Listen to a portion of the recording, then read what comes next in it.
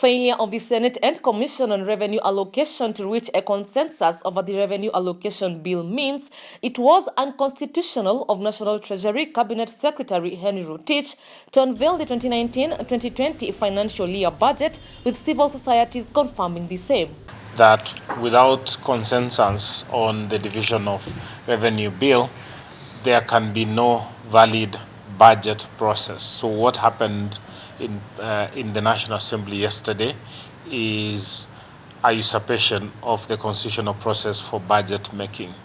It is illegal, it is unconstitutional, but it is something that we are being made to get used to in small doses. Kwa hivyo ile kazi alifanya Rotich jana ni matope, haina msingi wowote wa kisheria na wa kikatiba. Mpaka siku ile serikali kutakuwa na usikizano. Wakati Bwana Rotich anapoenda kusoma bajeti ambayo haijafuata katiba na kanuni na utaratibu uliowekwa, anao wakejeli ni wa Kenya, na anasema ile katiba mlipitisha ni takataka, na ni muhimu tuwaeleze hivyo.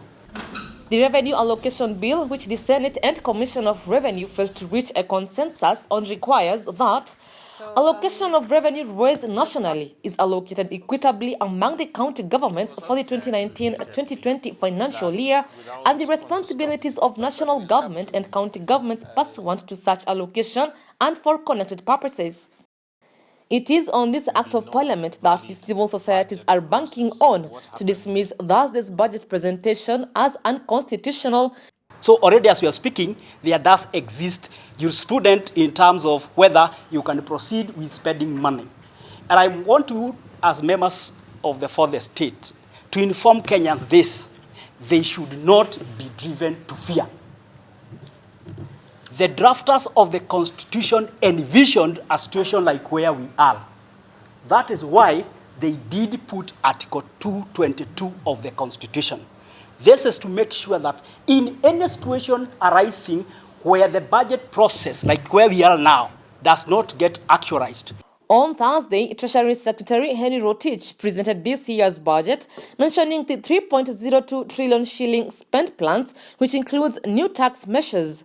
According to Treasury, this year's budget will focus on the Big Four agenda, which has been funded to the tune of 450 billion Kenyan shillings.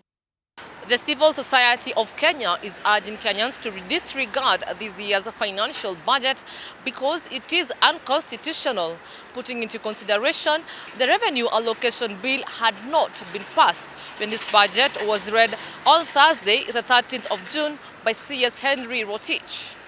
Reporting for KUTV, I'm Grace Josephine.